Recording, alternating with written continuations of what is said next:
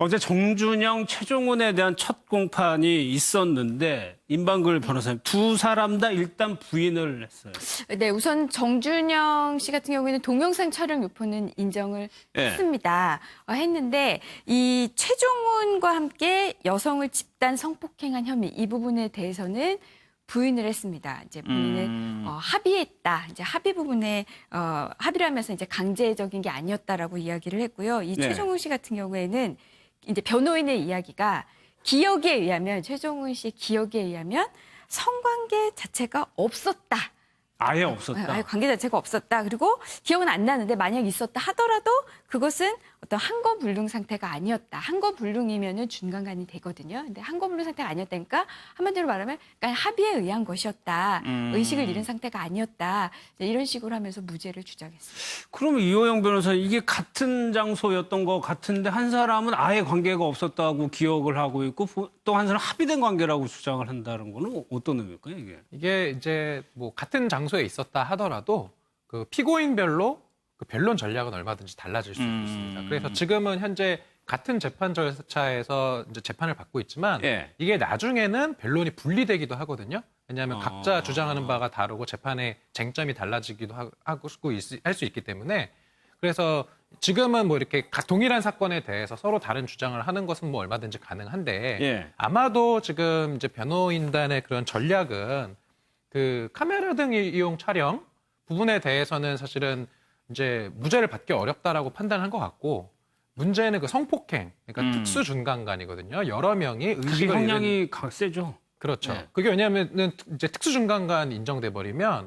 그 성폭범상 그 5년 이상의 징역이고 무기징역까지 처해질 수 있습니다. 그래서 이 부분에 대해서 이제 적극적으로 좀 무죄를 다투는 것으로 보이고 만약에 이 부분 인정되면은 뭐 실형을 사는 거는 불가피하기 때문에 그래서 그 지금 변론 전략은 이런 얘기를 한다는 거예요. 그 가장 중요한 증거가 그 카카오톡 단톡방에 그 피해 여성들과 관련된 동영상들이거든요. 근데 그러한 이제 그 물적 증거에 대해서 이것이 개인정보보호법 위반 소지가 있다. 결국은 위법하게 수집된 증거기 때문에 이러한 증거는 향후 재판에서 증거로 채택되어서는 안 된다.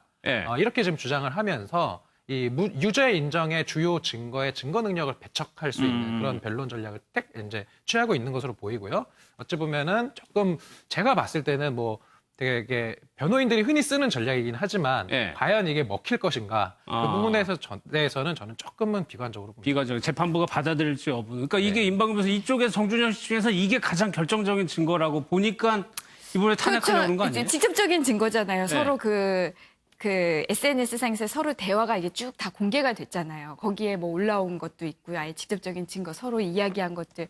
근데 이걸 토대로 또 다 진술을 얻어냈거든요. 그러니까 지금 정준영 씨 측에서는 그 대화방을 수사기관이 결국 갖게 된 거는 결국 이 대화방이라는 게 처음에는 그 휴대폰을 그 수리해서 맡긴데 그곳에서 처음에 이 대화 내용을 취득을 해서 이게 이제 거쳐 수사기관까지 들어가게 된 거잖아요. 그러니까 그 대화 내용을 수리를 맡겼는데 그 대화 내용을 미리 취득한 거 이거 개인정보 위반법 아니냐, 개인정보보호법 위반 아니냐. 그러면 법을 위반해서 처음에 취득된 증거가 이거는 증거 능력이 없는 거고 나아가서 이 증거를 토대로 진술들이 나왔는데 그 진술도 증거 능력이 없다. 이제 이렇게 주장하고 있는데요.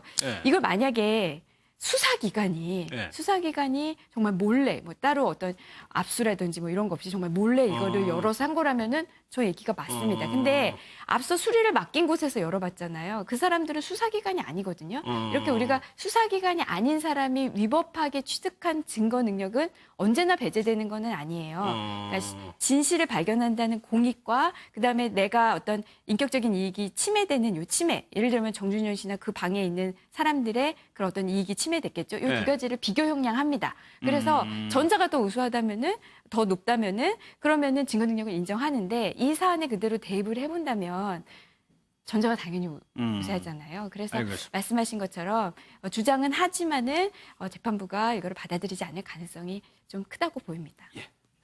오늘 준비한 내용은 여기까지입니다. 마무리하겠습니다.